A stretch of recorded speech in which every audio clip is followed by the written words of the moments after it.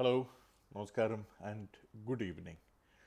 This is Mithun Das, and today I'm here to talk about a tragic incident which happened in the Forest Division of Palakkad in Kerala. A pregnant wild elephant got killed accidentally by a firecracker that was meant to kill the wild boars, destroying the farmlands. But again, it was an accident for the elephant to die, as the firecracker was specifically meant to kill the wild boars or feral pigs. And such food items laced with firecrackers are called pannipadakam in Kerala, which translates to pig cracker. Now, as soon as this incident came out in the national news media, a lot of people came out expressing their bitterness over this, which is totally understandable, as I myself was one among them. This is no way for any animal to die, and I want the maximum punishment to be given to those behind this. But then we also saw a few politicians and celebrities suddenly waking up from their sleep to make baseless accusations on Kerala in this regard. So now, are these genuine concerns or just cheap political gimmicks? Because some politicians like Maneka Gandhi took this to a whole new level of ridiculousness, where she took the incident out of Palakkad district and placed it in Malappuram district and started blurting out allegations against the people of Malappuram as well as on the state.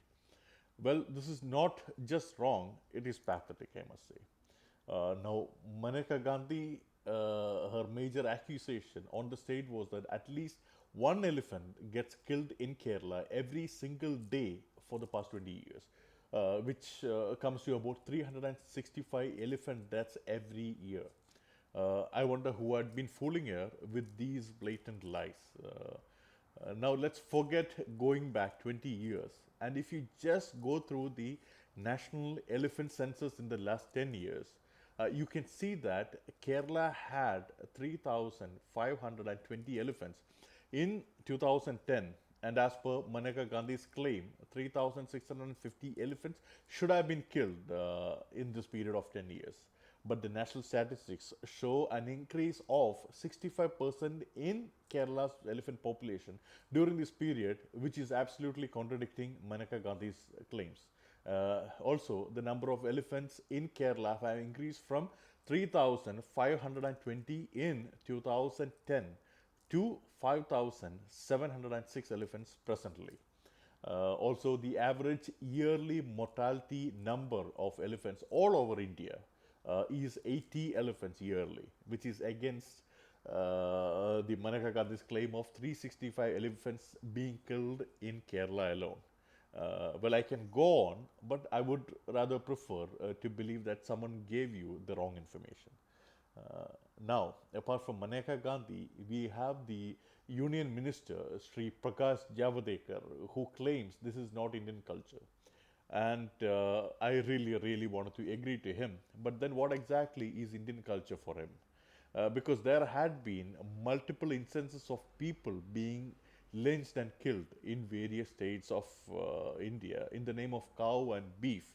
But then none of these people chose to react to it.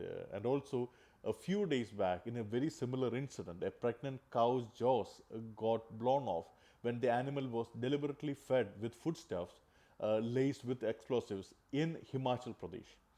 And yet again, no response from any of these political leaders or celebrities or any of those so called humanitarians and animal lovers. But again, for me, I'm against the killing of any kind of animals unless it is for food or for a particular cause. I'm totally against trophy hunting and any kind of brutality against any living being. And if an animal needs to be killed for food, then do it humanely with the least suffering given to the animal.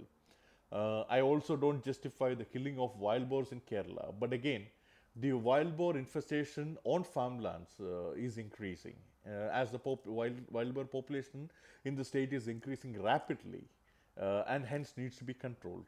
And in that regard, in June 2011, the government of Kerala gave permission to the farmers to hunt down those wild boars coming to destroy the farmlands and crops. But sadly, one such pig cracker meant to kill the wild boars got eaten by a wild elephant wandering around in that farmland and hence got killed. Accidental, but absolutely tragic. But again, if I can get these information, then how come ministers and political leaders like these people with all this information on their fingertips come out with such baseless allegations?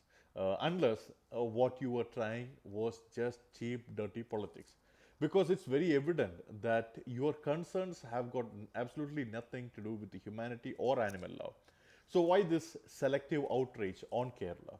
Is it against the Kerala's government, or is it because a lot of people in the state does not approve your political ideology? Well, if you ask me, I have nothing against any political ideologies, as I don't believe in any political ideology. And for me, I see politics through the politicians, through the good deeds and bad deeds of politicians. And I will support anyone doing good for humanity, and also I will oppose anyone bad, irrespective of their background. And if you really want to make a fuss about something, then make it over something solid and logical so everyone can support you. But don't just make baseless allegations by twisting facts and fabricating issues. There are a lot of issues in Kerala that needs to be addressed. Kerala is not perfect. I myself have a lot of issues to talk about in Kerala. But then, all these issues are there in almost every place. And although we do have a share of bad people, I can still proudly say that the number of these crimes and criminals in Kerala are far lesser than most states pointing their fingers at Kerala. Anyways, thank you all for listening to me. Have a wonderful day. This is Midun Das signing off. Nandi, Namaskaram. Thank you. Thank you very much.